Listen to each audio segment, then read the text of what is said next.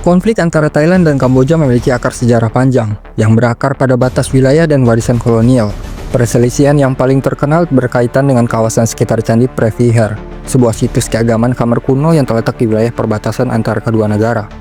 Candi ini dibangun pada abad ke-9 hingga ke-12, di masa kejayaan Kekaisaran Khmer. Secara geografis, candi tersebut terletak di puncak pegunungan Dangrek, pada daerah yang kini berbatasan langsung antara Provinsi Sisaket Thailand dan Provinsi Previher Kamboja. Selama berabad-abad, kawasan ini tidak memiliki batas negara yang tetap. Namun situasi berubah pada akhir abad ke-19 ketika kekuatan kolonial Eropa hadir di Asia Tenggara. Prancis menjadikan Kamboja bagian dari Indochina Prancis, sementara Thailand yang saat itu bernama Siam tetap mempertahankan kemerdekaannya, tetapi di bawah tekanan kolonial. Pada tahun 1904, terjadi perjanjian batas antara Siam dan Prancis. Perjanjian ini menyepakati bahwa batas negara akan mengikuti garis punggung pegunungan Dangrek. Namun dalam implementasinya, peta yang dibuat oleh tim pemetaan Prancis pada tahun 1907 yang dikenal sebagai Anex 1 Map secara faktual menempatkan Previher di wilayah Kamboja, meskipun akses utama ke candi hanya tersedia dari sisi Thailand. Thailand selama beberapa dekade tidak secara eksplisit menolak peta tersebut. Namun ketika Kamboja merdeka dari Prancis pada tahun 1953, persoalan batas kembali menjadi perhatian. Thailand menempatkan pasukannya di Previher, dan Kamboja membawa sengketa ini ke Mahkamah Internasional ICJ pada tahun 1959. Pada 15 Juni 1962, ICJ memutuskan bahwa Candi Previher secara sah berada di wilayah Kamboja. Thailand harus menarik pasukannya dan mengembalikan artefak yang telah dipindahkan. Putusan ini menjadi dasar hukum internasional hingga hari ini, tetapi tidak serta-merta menyelesaikan konflik. Yang menjadi masalah utama sejak saat itu adalah wilayah di sekitar candi, termasuk sebuah zona seluas 4,6 km persegi di dekatnya, yang tidak secara tegas dicakup dalam putusan ICJ. Inilah yang kemudian memicu berbagai ketegangan tambahan di dekade-dekade berikutnya. Dengan demikian, akar konflik Thailand-Kamboja di wilayah ini bukan hanya masalah lokal, tetapi juga merupakan warisan dari penjajahan, diplomasi kolonial, dan ketidakjelasan pemetaan wilayah. Putusan Mahkamah Internasional tahun 1962 menyatakan Candi Previher berada dalam wilayah Kamboja, secara resmi mengakhiri sengketa hukum antara kedua negara. Namun kenyataannya, putusan tersebut tidak menyelesaikan semua persoalan. Poin penting yang tidak dijabarkan secara eksplisit dalam putusan ICJ adalah status lahan di sekitar candi, terutama sebuah area seluas 4,6 km persegi. Kawasan ini berada di sisi utara dan barat candi, berbatasan langsung dengan Thailand dan menjadi titik ketegangan baru dalam beberapa dekade setelahnya. Selama beberapa dekade setelah putusan, situasi relatif tenang. Thailand menerima keputusan tersebut, meskipun dengan resistensi di dalam negeri. Namun, tidak ada demarkasi ulang batas yang tuntas di lapangan. Tidak ada kesepakatan yang definitif tentang batas zona buffer di sekitar candi. Memasuki tahun 2000-an, sengketa kembali mencuat. Pada tahun 2008, Kamboja secara resmi mengajukan permohonan kepada UNESCO agar Candi Previher ditetapkan sebagai situs warisan dunia. Pengajuan ini memicu reaksi keras dari Thailand. Pemerintah Thailand menilai pengajuan tersebut mengandung klaim sepihak atas kawasan yang belum disepakati. Penolakan tersebut memunculkan gelombang protes nasionalis di Thailand, serta memicu mobilisasi militer di kedua sisi perbatasan. Pada bulan Juli 2008, hanya beberapa minggu setelah penetapan resmi dari UNESCO, pasukan Thailand dan Kamboja mulai saling berhadapan di dekat candi, termasuk di zona yang disengketakan. Ketegangan meningkat secara drastis pada Oktober 2008 ketika baku tembak pertama terjadi, 3 tentara tewas, dan ratusan warga sipil dari kedua negara dievakuasi. Konflik terus berulang dalam bentuk bentrokan bersenjata skala kecil sepanjang tahun 2009 dan 2010. Namun puncaknya terjadi pada Februari 2011 saat terjadi pertempuran besar selama 4 hari penuh yang menewaskan sekitar 16 orang, melukai puluhan lainnya, dan menyebabkan ribuan warga mengungsi. Beberapa peluru artileri bahkan menghantam kompleks candi yang menjadi situs budaya dunia dan memicu kecaman dari UNESCO dan komunitas internasional. Pemerintah Thailand dan Kamboja saling menyalahkan. Thailand menuduh Kamboja memprovokasi dengan mempersenjatai kawasan sekitar candi, sementara Kamboja menuduh Thailand melanggar kedaulatan dan membangun infrastruktur militer terlalu dekat dengan batas. Upaya diplomasi dilakukan. ASEAN yang biasanya tidak mencampuri urusan bilateral anggotanya, mengambil peran aktif. Indonesia sebagai ketua ASEAN saat itu mengirim misi pemantauan ke perbatasan, tetapi misi tersebut ditolak oleh militer Thailand. Situasi akhirnya mereda pada tahun 2011, tetapi tidak pernah sepenuhnya diselesaikan. Persoalan utama tetap, siapa yang berhak atas zona 4,6 km persegi itu, dan apakah UNESCO dapat menetapkan kawasan yang secara teknis masih disengketakan sebagai warisan dunia satu pihak.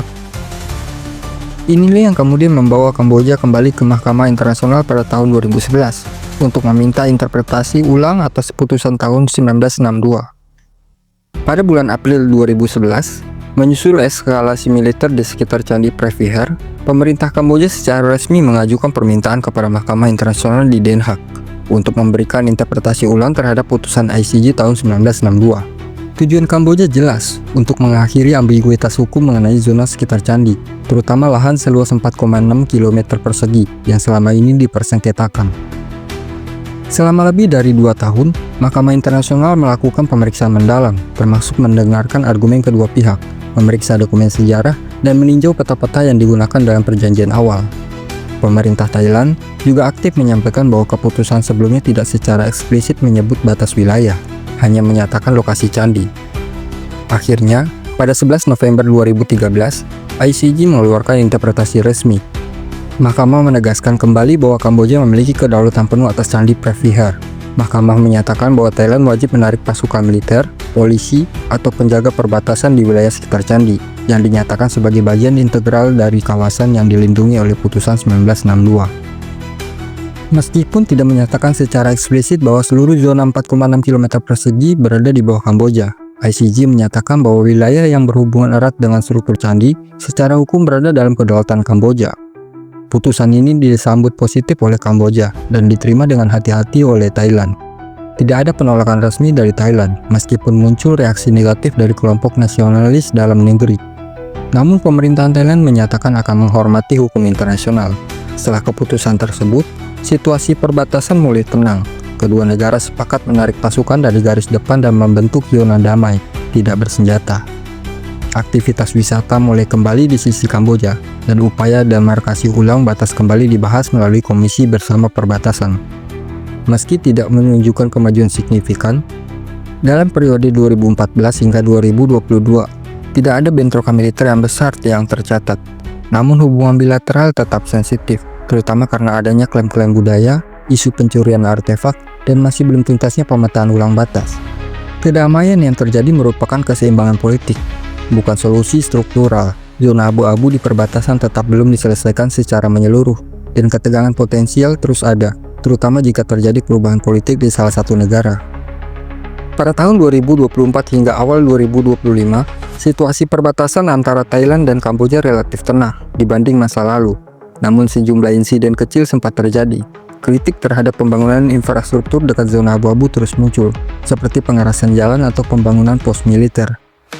Thai militer melakukan patroli intens dan memperketat akses warga ke wilayah tertentu, sementara Kamboja memberlakukan langkah balasan, seperti pembatasan impor dan pemutusan suplai listrik ke daerah perbatasan.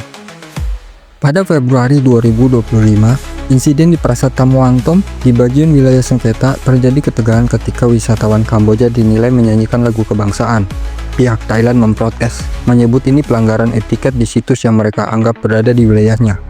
Insiden ini mempertebal kekhawatiran akan ketegangan diplomatik dan budaya. Pada 28 Mei 2025, terjadi bentrokan senjata singkat di perbatasan Emerald Triangle. Seorang tentara Kamboja tewas. Peristiwa ini kemudian memicu peningkatan signifikan kekuatan militer kedua negara di daerah perbatasan yang disengketakan, termasuk di Provinsi Previher dan Ubon Ratchathani. Pembicaraan GBC dijadwalkan pada 14 Juni. Meski Thailand menolak mediasi pihak ketiga dan tetap menegaskan pendekatan bilateral, ASEAN telah menawarkan bantuan diplomatik, namun Thailand menekankan dialog langsung sebagai solusi utama. Pada 15 Juni 2025, terjadi bocoran rekaman panggilan telepon antara PM Thailand Pathongtran Shinawatra dan mantan PM Kamboja Hun Sen, yang memicu krisis politik besar di Thailand. Akibatnya, Pathongtran didiskor oleh Mahkamah Konstitusi dan menghadapi penyelidikan etik. Pemerintah Thailand dihadapkan pada tekanan internal sambil ketegangan perbatasan meningkat tajam. Pada pertengahan Juli 2025, 3 tentara Thailand terluka oleh ledakan ranjau. 1 di antaranya kehilangan kaki. Thailand menuduh Kamboja menanam ranjau baru. Kamboja membantah, menyatakan potensi ranjau sisa konflik lama. Subsequently, Thailand menutup semua pos perbatasan dan recall duta besar di Phnom Penh. Kamboja menyatakan penarikan diplomat balasan. Pembatasan-pembatasan juga menyebabkan gangguan perdagangan, impor bahan bakar, dan listrik disetop oleh kedua negara. Pada 24 Juli 2025, eskalasi meluas menjadi bentrokan bersenjata serius di sekitar Candi Tamuentom. Kedua negara saling menembakkan artileri berat dan roket BM-21. Sementara Thailand membalas dengan serangan udara menggunakan jet F-16 sebagai bagian dari kode operasi Yuta Bodin. Laporan mencatat lebih dari 32 orang tewas, termasuk banyak warga sipil, dan lebih dari 130.000 rakyat mengungsi. Rumah sakit, sekolah, dan fasilitas publik hancur. Sebuah keluarga di pom bensin terbunuh ketika ingin berbelanja, termasuk 2 anak-anak. Malaysia sebagai ketua ASEAN tahun 2025 menyerukan gencatan senjata secara mendesak. Kamboja menyatakan dukungan penuh. Thailand hanya setuju secara prinsip dan menolak mediasi pihak ketiga. Presiden AS Trump turut campur tangan, memberikan ultimatum penghapusan perjanjian dagang jika konflik berlanjut. PBB menyelenggarakan sidang darurat, sementara Human Rights Watch menyoroti penggunaan klaster bom dan serangan ke sasaran sipil. Di samping dampak langsung kemanusiaan, konflik ini juga melumpuhkan perdagangan lintas batas yang pada tahun 2024 bernilai sekitar 174 miliar baht. Sebagai negara dengan ketergantungan besar terhadap pariwisata dan ekspor pertanian, Kamboja diperkirakan semakin berdampak dibanding Thailand yang memiliki diversifikasi ekonomi lebih kuat. Konflik 2025 tidak hanya menyentuh aspek militer atau kemanusiaan, tetapi juga mencerminkan titik rapuh dalam stabilitas politik domestik dan regional. Di Thailand, skandal politik terkait bocoran percakapan PM Pattongtarn dengan PM Hun Sen telah menyebabkan krisis konstitusional. Oposisi nasionalis menuduh pemerintah terlalu lunak terhadap Kamboja. Sementara militer, yang memiliki pengaruh besar dalam politik Thailand, mulai memainkan peran lebih aktif dalam proses pengambilan keputusan. Sementara itu di Kamboja, Perdana Menteri Hun Manet menghadapi tekanan dari kelompok konservatif internal yang menuntut sikap lebih tegas terhadap pelanggaran teritorial. Di tengah ketegangan, pemerintahannya berusaha menjaga hubungan baik dengan Tiongkok, yang secara historis merupakan mitra ekonomi dan politik utama Phnom Penh. Secara regional, ASEAN menghadapi tekanan berat dalam merespon konflik ini. Malaysia dan Indonesia menyerukan gencatan senjata dan menawarkan forum dialog multilateral. Namun seperti sebelumnya, Thailand menolak intervensi pihak ketiga dan tetap menekankan pendekatan bilateral. Di saat yang sama, ketidakmampuan ASEAN untuk merespon cepat mencerminkan keterbatasan mekanisme krisis di Asia Tenggara. Negara-negara besar juga mulai bersuara. Amerika Serikat melalui Presiden Trump mengancam pembekuan bantuan militer dan perdagangan jika konflik tidak dihentikan segera.